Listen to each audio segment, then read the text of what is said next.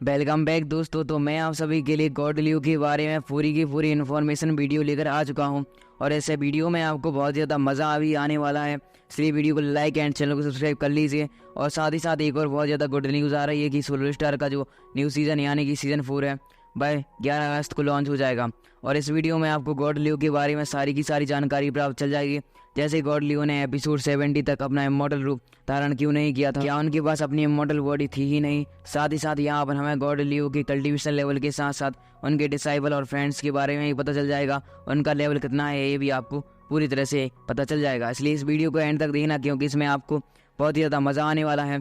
साथ ही साथ मैं आपका ज़्यादा टाइम वेस्ट नहीं करूँगा और केवल लाइक एंड सब्सक्राइब के लिए कह रहा हूँ कि इसी चैनल पर आपको वन स्टेप टुवर्ड फ्रीडम और अदर सीरीज़ की एक्सप्लेनेशन इसी चैनल पर आपको देखने के लिए मिलने वाली है। साथ ही साथ मैं इस चैनल पर एक सीरीज स्टार्ट कर रहा हूँ जो कि परफेक्ट वर्ल्ड के ऑल कैरेक्टर के बारे में नॉलेज की मतलब इन्फॉर्मेशन वीडियो की है। जैसे ये इसका पार्ट 1 है जो कि गॉड लियो के बारे में है।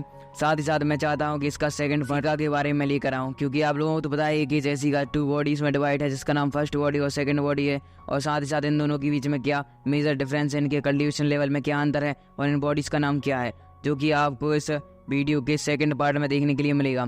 तो अगर आप लोग इसके लिए इंटरेस्टेड हैं तो पार्ट 2 कमेंट में लिख देना। अगर आप सभी लोगों ने इस पर कम से कम 100 लाइक कंप्लीट नहीं की तो मैं इस सीरीज़ को बंद कर मतलब आपको परफेक्ट वर्ल्ड के ऑल कैरेक्टर के बारे में कोई भी इन्फॉर्मेशन वीडियो देखने के लिए नहीं मिलेगी, क्योंकि आप लोग भी जानते हैं कि पूरे यूट्यूब में कोई भी इन्फॉर्मेशन वीडियो लेकर नहीं आता। और जितने भी मैं सर्चेस मतलब वेब सर्च के द्वारा मुझे जानकारी प्राप्त हुई है मैं इन वीडियो में आपको बताने वाला हूँ। तो हम अपनी एक्सप्लेनेशन को स्टार्ट करते हैं। सबसे पहले बात करने वाले हम गॉड लियो के कल्टीवेशन लेवल के बारे में। इस वेबसाइट के द्वारा हमें पता चला है कि गॉड लियो का कल्टीवेशन लेवल हाफ डीमन एमरर है। साथ ही साथ इनकी अटैकिंग स्ट्रेंथ डीमन एमरर के समान है। भले ही इनका कल्टीवेशन लेवल कम है बट ये इमॉर्टल डीमन एमरर के बराबर बंदे को आसानी से ही हरा सकती है।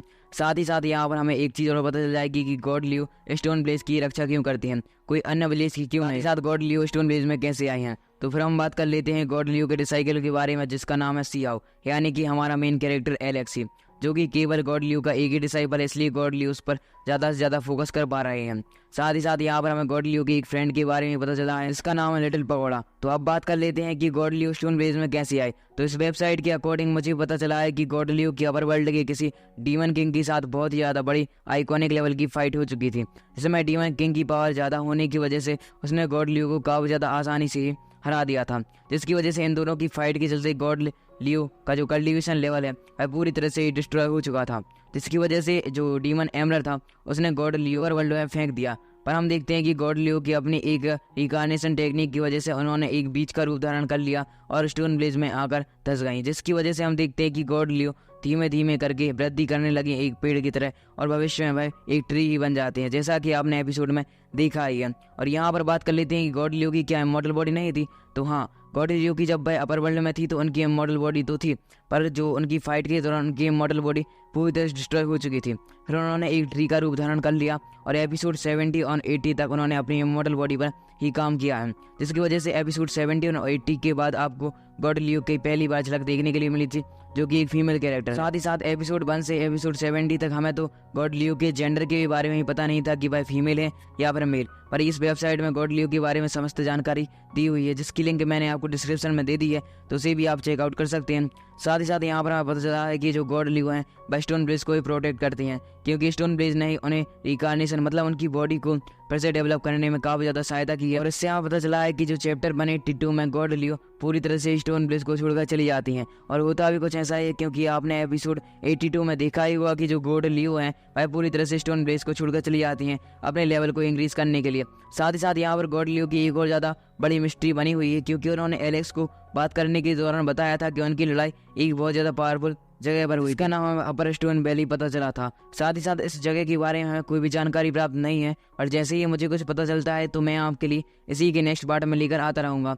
साथ ही साथ यहाँ पर हमें एक और बात देखने के लिए मिली है कि जो गॉड लियो हैं बाय नोबल में 520 एपिसोड में स्टोन ब्लेज में फिर से वापस आ जाते हैं। इससे हमें देखने के लिए मिलेगा कि गॉड लियो जो हैं फिर से वापस आने वाली है स्टोन ब्लेज में। साथ ही साथ यहाँ पर हमें एक और जानकारी, लियो के पास एक ऐसी एबिलिटी है जिसकी वजह से वह पूरे के पूरे गाँव को ही टेलीपोर्ट करके एक स्थान से दूसरे स्थान तक लेकर जा सकती है। और होता भी कुछ ऐसा है क्योंकि अगर आपने इसके कुछ पिछले एपिसोड देखे हैं तो आपको पता ही होगा कि जब एलेक्स की अपर वर्ल्ड के लोगों के साथ फाइट शुरू हो गई थी तो स्टोन ब्रिज को प्रोटेक्ट करने के लिए गॉड लियो ने स्टोन ब्रिज को एक स्थान से दूसरे स्थान तक ट्रांसफर कर दिया था, जिसकी वजह से स्टोन ब्रिज के लोग काफ़ी ज़्यादा सुरक्षित हो चुके थे।